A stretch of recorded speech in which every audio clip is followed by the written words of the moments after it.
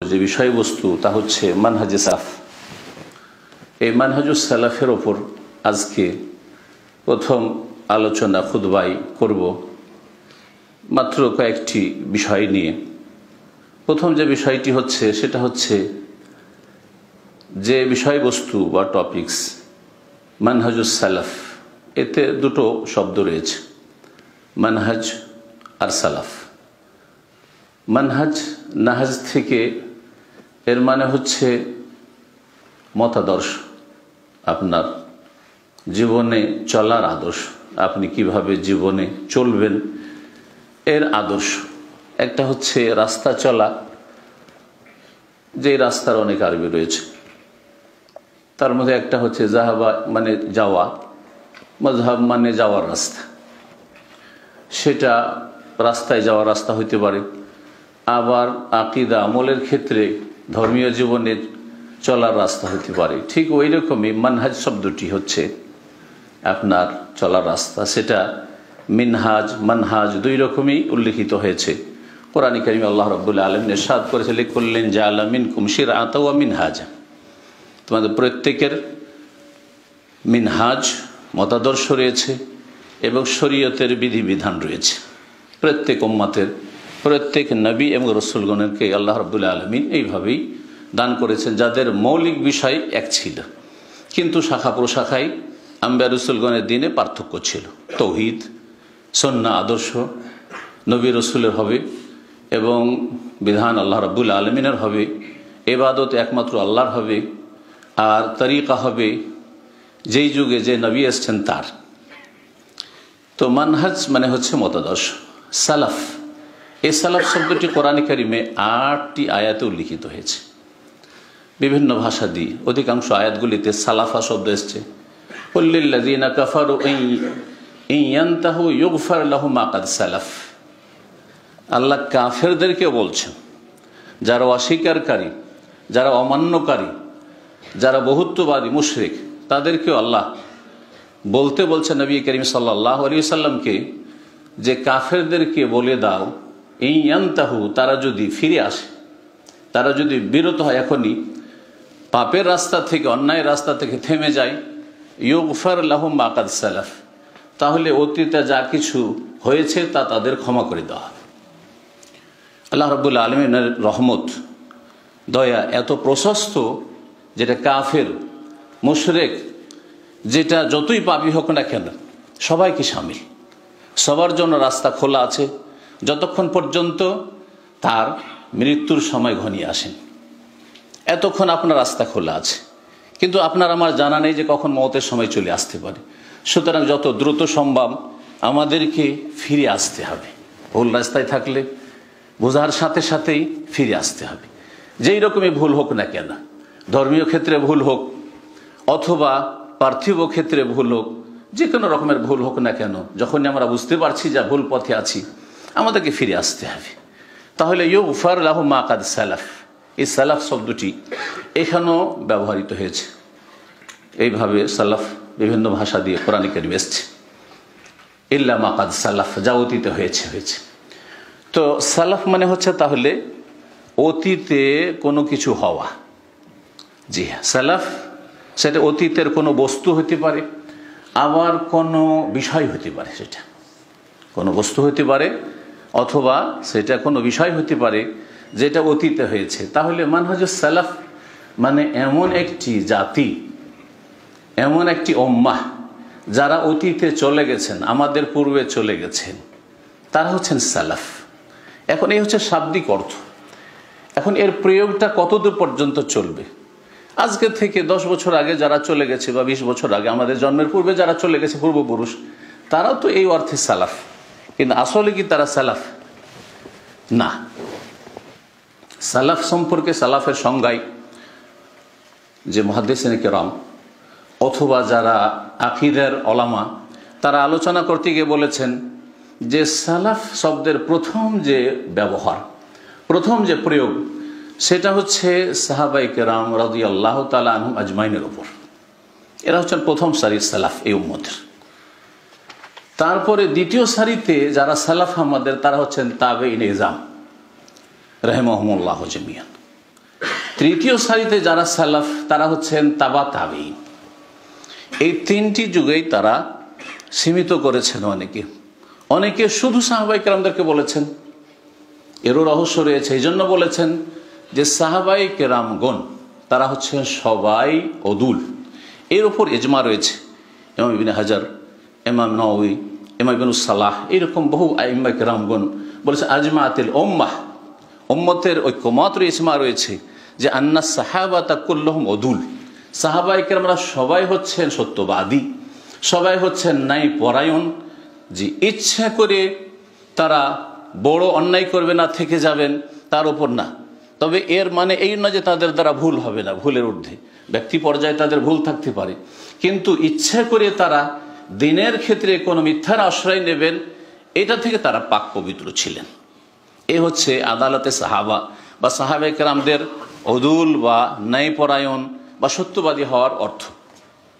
তো সাহাবায়ে কেরামগণ প্রথম সারি, তারপর তাবেঈন, তাবা তাবেঈন, এই তিনটি যুগে সীমিত করেছেন তারা। নবী করিম সাল্লাল্লাহু আলাইহি ওয়াসাল্লামের এই প্রসিদ্ধ হাদিস পেশ করেছেন, খায়রুল কুরুনি কারনি সুম্মাল্লাযীনা ইয়ালুনাহুম সুম্মাল্লাযীনা ইয়ালুনাহুম, সবচাইতে উত্তম যুগ হচ্ছে আমার যুগ, সাহাবায়ে কেরামদের যুগ।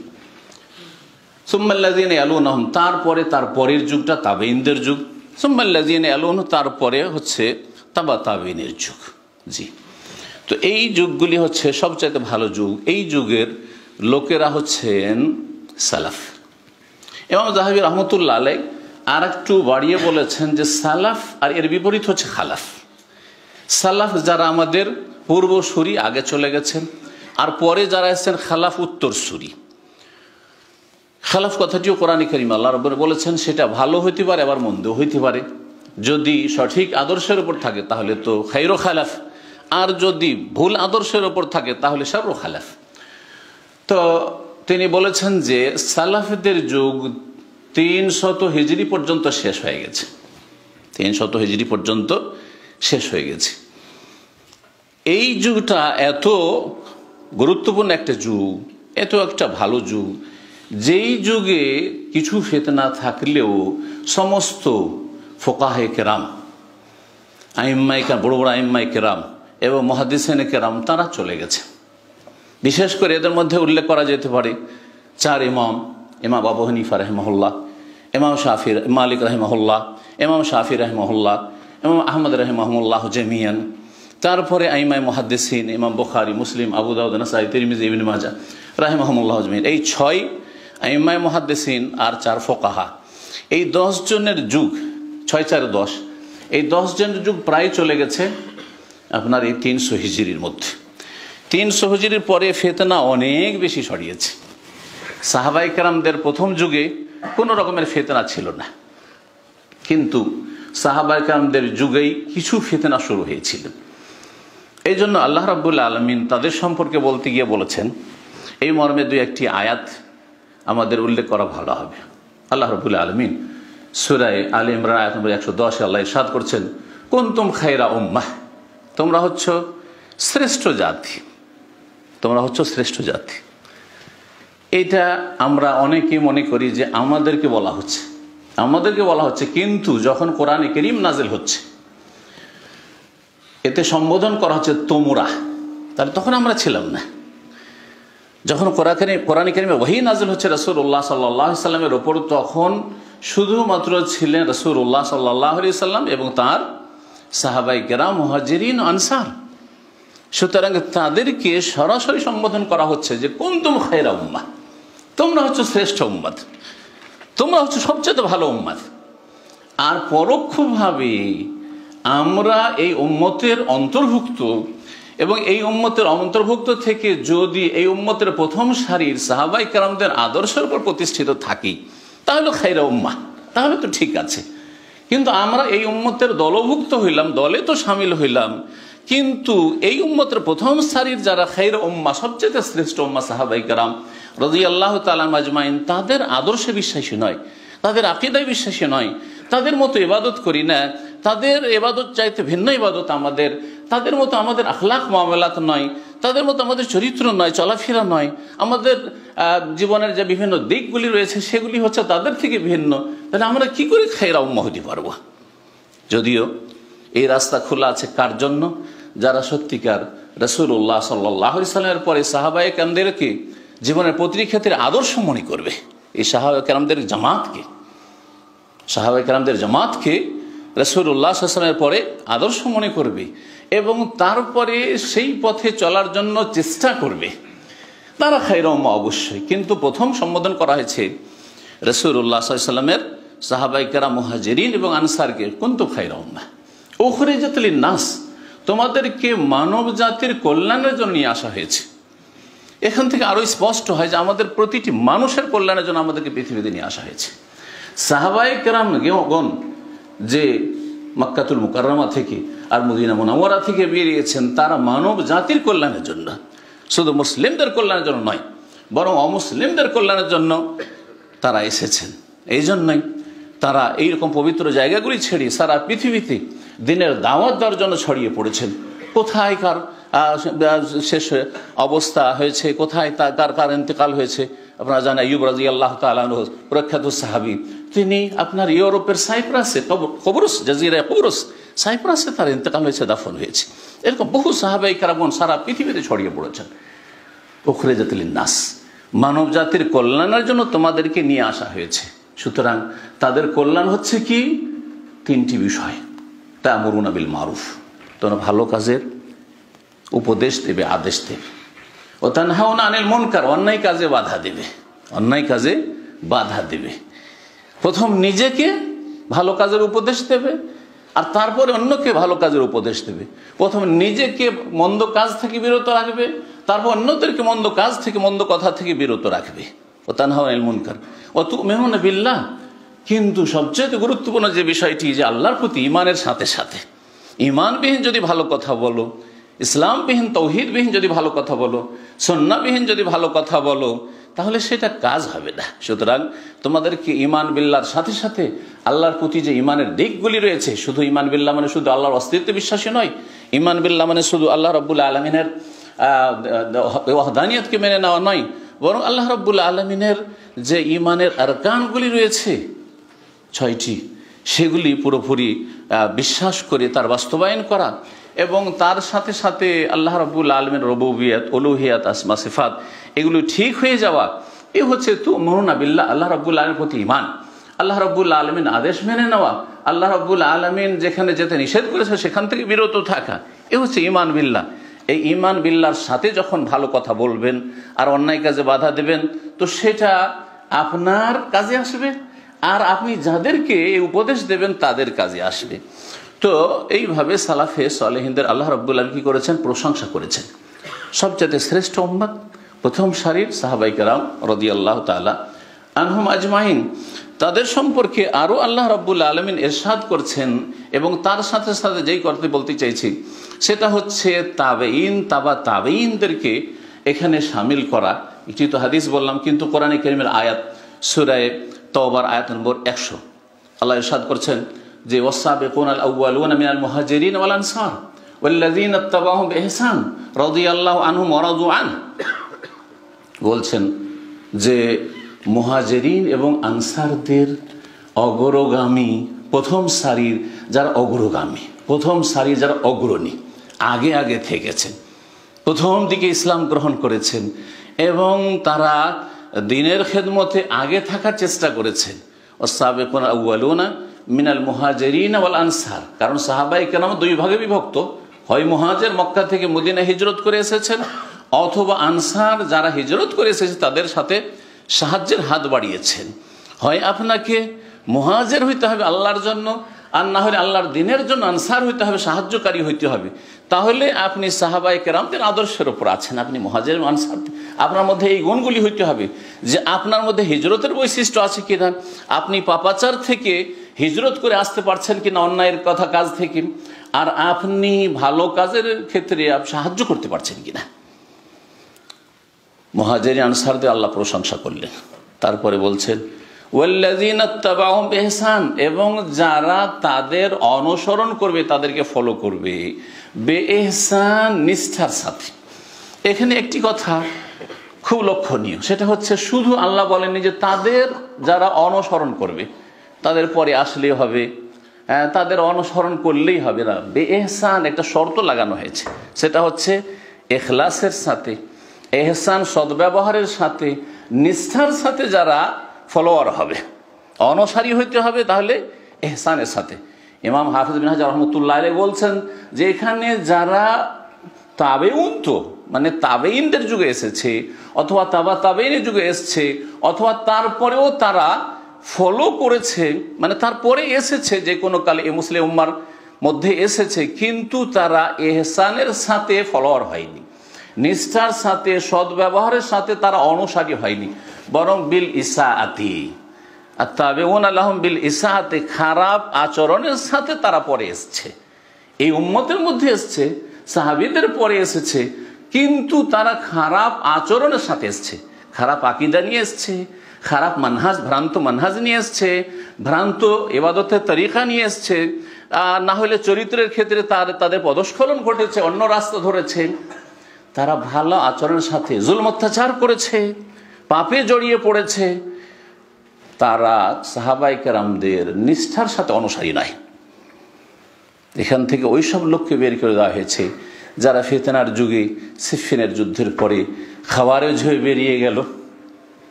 জি হ্যাঁ, সাহাবায়ে কেরামদের আদর্শ থেকে, খুলাফায়ে রাশিদিনদের আদর্শ থেকে বেরিয়ে গেল। যারা রাওয়াফেজ হয়ে অতি ভক্তি দেখিয়ে শিরক কুফরিতে লিপ্ত হয়ে গেল, গুমরাহিতে লিপ্ত হয়ে গেল, এই দুটো গুমরাহি, দুটো বিদাত সাহাবায়ে কেরামের জীবদ্দশায় শুরু হয়ে গিয়েছিল, ফিতনাতুল খাওয়ারিজ এবং ফিতনাতুল রাওয়াফিজ। এই দুই ফিতনাতে যারাই জড়িয়ে পড়েছে তাদেরকে এখানে বের করে দিয়েছেন আল্লাহ রাব্বুল আলামিন বেএহসানের কথা বলে, ওয়াল্লাযীনা তাও বেএহসান। তার নিষ্ঠার সাথে যদি আল্লাহ রাব্বুল আলামিনের নবী মুহাম্মদ সাল্লাল্লাহু আলাইহি ওয়াসাল্লামের যে সাহাবায়ে কেরামগণ উম্মত, তাদের অনুসারী হওয়া যায়, তাহলে কি পাওয়া যাবে? বলছেন রাদিয়াল্লাহু আনহুম, আল্লাহ তাদের উপর রাজি হয়ে গেছেন বা হয়ে যাবেন, ওয়ারাদু আনহু, এবং তারাও রাজি হয়ে যাবে। প্রথম সাহাবায়ে কেরামদের আল্লাহ রাজি এবং আল্লাহর উপর সন্তুষ্ট, তারা মহাপুরস্কার নিয়ামত পেয়ে আল্লাহর কাছে। তাহলে এই দোয়া প্রথম বা এই সার্টিফিকেট প্রথম সাহাবায়ে কেরামগণ পেয়েছেন, যেটি আমরা দোয়ার আকারে দিয়ে থাকি। সাহাবীর নাম আসলে আমরা বলে থাকি রাদিয়াল্লাহু আনহু ওয়া রিদওয়ানুল্লাহি আলাইহিম আজমাইন, কথা বলে থাকি। আল্লাহ বলছেন যে আল্লাহ তাদের উপর রাজি এবং আল্লাহর উপর তারা রাজি হয়ে গেছে। আর যারা নিষ্ঠার সাথে অনুসারী হবে তাদের উপর আল্লাহ রাজি এবং তারাও আল্লাহর উপর রাজি হয়ে যাবে আল্লাহর কাছে পুরস্কার পেয়ে। তারপরে আল্লাহ বলছেন ওয়াআদ্দা লাহুম জান্নাত, তাদের জন্য জান্নাত প্রস্তুত করে রেখেছেন, তাজরি তাহতাল আনহার, যার নিম্ন দেশের নহর সমূহ প্রবাহিত রয়েছে। তারপর আল্লাহ বলছেন খালিদিনা ফিহা আবাদা, সেখানে তারা চিরকাল থাকবে। ওয়াযালিকাল ফাওজুল আযীম, আর এটি হচ্ছে মহাপুরস্কার, এটি হচ্ছে মহাসাফল্য, তাদের এটি হচ্ছে মহাসাফল্য। তো সালাফ সম্পর্কে বললাম যে সালাফ কাদেরকে বলা হয়, সালাফদের বড় ফজিলত রয়েছে। ইনশাআল্লাহ তাআলা আগামী আলোচনাতে সালাফদের ফজিলত সম্পর্কে আমরা আলোচনা করব। এখানে আমরা সালাফদের সম্পর্কে আর একটি পয়েন্ট নিয়ে দ্বিতীয় খুতবাতে আলোচনা করব। আকুলু কওলি হাযা ওয়া আস্তাগফিরুল্লাহ লি ওয়া লাকুম ওয়া লিসাইরিল মুসলিমিনা মিন কুল্লি যাম ফাস্তাগফিরুহু ইন্নাহু হুয়াল গফুরুর রহিম। বিসমিল্লাহ, আলহামদুলিল্লাহ, ওয়াসসালাতু ওয়াসসালামু আলা রাসূলিল্লাহ ওয়া আলা আলিহি ওয়া সাহবিহি আজমাইন, আম্মা বাদ। সম্মানিত জুমার মুসাল্লিয়ান কিরাম, আলোচনা করছিলাম মানহাজে সালাফ সম্পর্কে। মানহাজে সালাফ সম্পর্কে শেষখানে আর একটি পয়েন্ট নিয়ে আলোচনা করব, সেটা হচ্ছে মানহাজে সালাফ বা সালাফে সালেহিন, সাহাবায়ে কেরাম, তাবেইন, তাবেইন, তাদের আদর্শে আমরা কিছু মৌলিক বিষয় পাই, বুনিয়াদি বিষয়, যেগুলির ক্ষেত্রে তাদের মধ্যে কোনো রকমের ত্রুটি ছিল না। অন্যান্য ত্রুটি মানুষের হতে পারে, কিন্তু এই বিষয়গুলিতে তাদের ত্রুটি ছিল না। সালাফে সালেহিন, সাহাবায়ে কেরাম বিশেষ করে, আর তারপরে তাবেইন যারা নিষ্ঠার সাথে ইহসান, আর তাবেইন যারা নিষ্ঠার সাথে অনুসারী ছিলেন, তাদের মধ্যে এই তিনটি মৌলিক বিষয় সবার মধ্যে ছিল। প্রথম যে বিষয়টি সেটি হচ্ছে তাওহীদ, আল্লাহর একত্ব, অননেস, জি। এবং তাওহীদের যতগুলি দিক রয়েছে, শাখা প্রশাখা রয়েছে, আল্লাহ রাব্বুল আলামিনের কাজের ক্ষেত্রে তাওহীদ, তাওহীদের রুবুবিয়্যাহ হোক, আল্লাহ রাব্বুল আলামিনের ইবাদত, বান্দার কাজের ক্ষেত্রে তৌহিদ হোক, বান্দা যেসব কাজগুলি আল্লাহর জন্য করে এই ক্ষেত্রে তৌহিদুল উলুহিয়া বা তৌহিদুল ইবাদা হোক, অথবা আল্লাহ রাব্বুল আলামিনের আসমা সিফাত, নাম এবং সুন্দর সুন্দর যে গুণগুলি রয়েছে সেসব ক্ষেত্রে হোক, এসব ক্ষেত্রে কোনো রকমের বিভ্রান্তি, গোমরাহি, ত্রুটি ছিল না। সাহাবায়ে কেরামদের যুগে ছিল না, যারা তাবিঈন বে ইহসান তাদের মধ্যে ছিল না। এইরকমই তার সাথে আমরা আরও লাগিয়ে দেব আইম্মা আরবা, আর মধ্যে চারজন যে প্রসিদ্ধ ইমাম, তাদের মধ্যে আকীদাগত তৌহিদের বিষয়ে কোনো ত্রুটি ছিল না। আপনি কথা বলতে পারবেন না যে আবু হানিফা, শাফি, মালিক, আহমদ রাহিমাহুল্লাহ তাদের কোনো একজনের আকীদায় কোনো রকমের সমস্যা ছিল না। যেই নামগুলি আমরা ভেঙে আকীদার ক্ষেত্রে অনেক দূর চলে গেছি, বিভ্রান্ত হয়ে অনেকে, কিন্তু আমাদের আইম্মায়ে কেরামগণ রাহিমাহুমুল্লাহ তাদের আকীদাগত কোনো সমস্যা ছিল না। তাদের সম্পর্কে আমরা গভীরভাবে যদি পড়াশোনা করি, একটু ইসলামকে যদি আমরা গরজ মনে করি, তাহলে স্পষ্ট বুঝতে পারবো যে ভেজাল আমাদের মধ্যে রয়েছে, ভেজাল আইম্মায়ে কেরামদের মধ্যে ছিল না। তৌহিদের বিষয়টি একটি, তার সাথে সাথে আরও একটু বলবো ইখলাস। যদিও তৌহিদ ইখলাস কাছাকাছি জিনিস, কিন্তু ইখলাসের একটা দিক হচ্ছে যে আপনি লিল্লাহ, আল্লাহর জন্য করবেন, যে কিছু করেন দুনিয়ার কোনো স্বার্থ আপনার বড় হয়ে না আসে, দুনিয়ার কোনো গরজ আপনার সামনে না আসে। দিন পালন করতে গিয়ে, মসজিদ করতে গিয়ে, ইসলামের খেদমত করতে গিয়ে, দাওয়ার কাজ করতে গিয়ে আপনার দুনিয়ার স্বার্থ বড় হয়ে সামনে চলে আসছে, তাহলে আপনার তৌহিদ মানে আপনি ওই রকম শিরকে না থাকলেও দুনিয়ার গরজটা একরকমের যে শিরক, সেই ওই ধরনের শিরকগুলি আছে যেটা ইখলাস পরিপন্থী, ইখলাস বিরোধী আপনার মধ্যে বিদ্যমান রয়েছে। তৌহিদের ক্ষেত্রে, ইখলাসের ক্ষেত্রে তাদের মধ্যে কোনো বিরোধ ছিল না, তাদের মধ্যে কোনো রকমের শিরক ছিল না, শিরক ছিল না। সাহাবায়ে কেরামদের মধ্যে না বড় শিরক ছিল না ছোট শিরক ছিল। যদি কোথাও নতুন মুসলিম হয়েছেন, ভুল কিছু মুখ দিয়ে বেরিয়ে গেছে, সাথে সাথে রাসূলুল্লাহ সাল্লাল্লাহু আলাইহি ওয়াসাল্লাম সতর্ক সাবধান করেছেন, জি সুবহানাল্লাহ আজালতা লিল্লাহি নিদ্দান, কি করলে তুমি এই কথা বলে, এটা তো বলা ঠিক, তুমি কি আমাকে আল্লাহর সাথে শরীক করে দিলে? কুল মাশাআল্লাহু ওয়াহদা, একা আল্লাহ যা চান তাই হয়, মানুষ কিছু চাইলে হয় না। এইভাবে রাসূলুল্লাহ সাল্লাল্লাহু আলাইহি ওয়াসাল্লাম তাদের তৌহিদের তরবিয়ত দিয়ে শুরু করেছেন, আর তৌহিদের তরবিয়তের সাথে শেষ করেছেন। প্রথম শুরুও করেছেন তৌহিদ দিয়ে, আর রাসূলুল্লাহ দাওয়াত শেষ করেছেন তৌহিদ দিয়ে। পুরো জীবনটাই ছিল তৌহিদি জীবন, শুধু তৌহিদের নাম নয় বরং কাজে কর্মে তৌহিদ ছিল সর্বক্ষেত্রে। এই একটি বিষয়। সুতরাং আমাদেরকে সালাফদের যদি সত্যি ভক্তি থাকে, ভালোবাসা থাকে, আর অনুসরণ, তাদের পথে চলবো, এই যদি চিন্তা চেতনা থাকে, তাহলে আমরা তৌহিদটা ঠিক করব। আমরা বড় শিরক, ছোট শিরক, প্রকাশ্য, গোপনীয়, যাবতীয় শিরক মুক্ত হব, ইখলাস লিল্লাহিয়াত নিয়ে আসবো। আর দুনিয়াদারিটা আমরা দুনিয়া করেন, কিন্তু দুনিয়া দিনের উপর যেন প্রাধান্য না পাই, আপনার ইখলাস নষ্ট না হয়। দ্বিতীয় যে বিষয়টি ছিল সালাফদের মধ্যে, সাহাবায়ে কেরামদের মধ্যে বিশেষ করে, সেটা হচ্ছে যে তারা একজন বাস্তবে মুসলিম থাকার জন্য মনে করতেন যে তাকে 5 ওয়াক্ত সালাত অবশ্যই কায়েম করতে হবে। 5 ওয়াক্ত সালাতে 17 রাকাত আল্লাহ ভাগ করে দিয়েছেন, যেইভাবে ভাগ করে দিয়েছেন, যেইভাবে সময় নির্ধারণ করে দিয়েছেন, শুরু এবং শেষ, এই 17 রাকাত সালাত আদায় করতেই হবে, নামাজ পড়তেই হবে, না হলে মুসলিম থাকে না। এটা সাহাবায়ে কেরামদের যুগে ইজমা ছিল। পরে মানুষরা ইখতিলাফ করেছে, আইম্মাদের ইখতিলাফ হয়েছে, মতবিরোধ হয়েছে, কিন্তু সাহাবায়ে কেরামদের কোনো দ্বিমত ছিল না। কানু লা ইয়ারাউনা শাইআম মিনাল আমালে তারকুহু কুফরুন গায়রাস সালাহ। সাহাবায়ে কেরামগণ কোনো আমল ত্যাগ করে দেওয়া, ছেড়ে দেওয়াকে কুফরি মনে করতেন না, গায়রাস সালাহ, নামাজ ছাড়া। তার বোঝা গেল যে সাহাবায়ে কেরামগণ প্রত্যেকে একমত ছিলেন যে নামাজ পড়ে না সে মুসলিম হতে পারে না, নামাজ পড়লে মুসলিম হয়, নামাজ না পড়লে 5 ওয়াক্ত নামাজ না পড়লে মুসলিম হয় না। এর ওপর ইজমা ছিল। জি, এই ক্ষেত্রে কোনো ত্রুটি ছিল না। 2 নম্বরে যেটি, সেটা হচ্ছে নামাজের ক্ষেত্রে কোনো ত্রুটি ছিল না, এবং তাদের ফতোয়াতে ঢিলামিও ছিল না যে আপনি তো মুসলিম, আপনার দ্বারা তো অনেক কাজ হচ্ছে, আপনি তো মাশাআল্লাহ মসজিদ মাদ্রাসা অনেক কিছুই করছেন, অথবা দান খেরাত করছেন, আপনি জনকল্যাণমূলক কাজ করছেন, আপনি জাতির সেবা করছেন, আপনি শুধু নামাজটাই ত্রুটি। যেমন আমাদের অনেকে আপনারা বলে থাকেন যে লোকটা সব ভালো, শুধু একটু নামাজটাই পড়ে না, বাকি খুব ভালো মানুষ। আর মোটেই ভালো মানুষ নয় যদি নামাজ না থাকে। তাহলে আগে আপনাকে তৌহিদ দিয়ে শুরু করতে হবে। আর তৌহিদের বহিঃপ্রকাশ, তৌহিদকে আপনি বাস্তবে পরিণত করছেন এই 5 ওয়াক্ত 5 বার আল্লাহর সামনে হাজিরা দিয়ে। সুতরাং সাহাবায়ে কেরামদের এই আদর্শ আসতে হবে। আমাদেরকে কমপক্ষে দিনে 17 রাকাত সালাত আদায় করে নামাজ পড়ে মুসলিম যে আমরা এটা প্রমাণ করে দিতে হবে। এটি হচ্ছে সালাফদের মানহাজ। এবং তাদের ফতোয়া ছিল যে যারা ছেড়ে দেয় তারা মুসলিম থাকে না, ইসলাম থেকে বেরিয়ে যায়। জি হ্যাঁ, এই জন্য তাদের মধ্যে সাহাবায়ে কেরামদের মধ্যে গুনাহ হয়েছে। আপনারা জানেন, কারো চোরের হাত কাটা হয়েছে, মদের দণ্ডবিধান কায়েম করার শাস্তি দেওয়া হয়েছে, জেনার শাস্তি দেওয়া হয়েছে, আরও এরকম কিছু হয়েছে।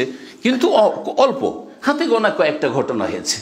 কিন্তু কোন একজন বেনামাজি সাহাবীকে নিয়ে আসা হয়েছে রাসূলুল্লাহ সাল্লাল্লাহু আলাইহি ওয়াসাল্লামের কাছে, না না, এমনকি মুনাফিক ইবনে উবাই মুনাফিকের দল, তারাও নামাজে আসতো, শুধু নামাজ পড়তো না, জামাতে আসতো, শুধু চুরি করার চেষ্টা করতো। রাতের অন্ধকারে এশায় না আসলেও ধরা খাবো না, ফজরে না আসলেও ধরতে পারবে না। সুতরাং আসকালু সলাত আলাল মুনাফিকিন সলাতুল ইশা ওয়াল ফজর, সবচেয়ে ভারী নামাজ ছিল মুনাফিকদের জন্য এশার নামাজ। ফজর, জোহর আসতো, আসর আসতো, মাগরিব আসতো, কারণ এখানে তো দেখে নিবে, আমাকে তো নামাজ পড়তে হবে, মুসলিম বলে পরিচয় দিতেই হবে। তাহলে যারা মুনাফিক আকীদার তারাও সেই যুগে নামাজি হতো, যদিও তারা সাহাবী নয়, কারণ তারা অন্তর থেকে মুমিন ছিল না। 3 নম্বর যে বিষয়টি সেটা হচ্ছে ইত্তেবায়ে সুন্নাহ। সাহাবায়ে কেরাম সকলেই সুন্নাহর অনুসারী ছিলেন, তাদের মধ্যে কোনো রকম বিদআত ছিল না। যে বিদআতগুলি শুরু হয়েছে খাওয়ারিজদের বিদআত, চরমপন্থীদের বিদআত, আর আপনার যারা আজকালকার সন্ত্রাসী তাদের বিদআত, এদের প্রথম সন্ত্রাসী দল বেরিয়েছে আপনার আলী রাদিয়াল্লাহু তাআলা দল থেকে, এবং আলী রাদিয়াল্লাহু তাআলাকে তারা খুন করেছে, আলী রাদিয়াল্লাহু বিরুদ্ধে তারা অস্ত্র ধারণ করেছে, ফতোয়াবাজি করেছে। এই যে বড় বড় ফতোয়াবাজিগুলো, এটা যারা শুরু করেছে তারা কেউ সাহাবী ছিলেন না, সকলে সাহাবীদের পরে তাবেঈনদের যুগের লোক তারা, কিন্তু তারা ইহসানের সাথে তারা অনুসারী ছিলেন না, বরং খারাপ পথ অনুসরণ করে তারা এসেছে তাবেঈনদের যুগে, সেজন্য তারা সেখান থেকে আউট হয়ে গেছে।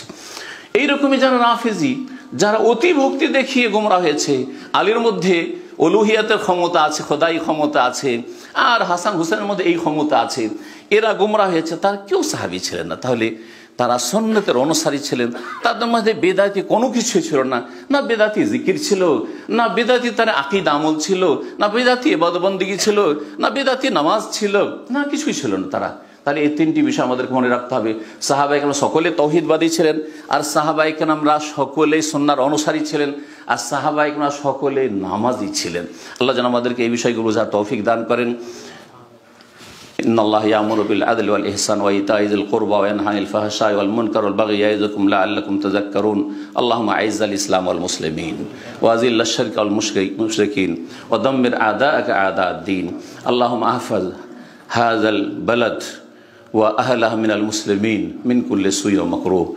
اللهم احفظ المسلمين في كل مكان، اللهم احفظ المسلمين في كل مكان، اللهم احفظ المظلومين المسلمين المجتهدين في كل مكان يا رب العالمين.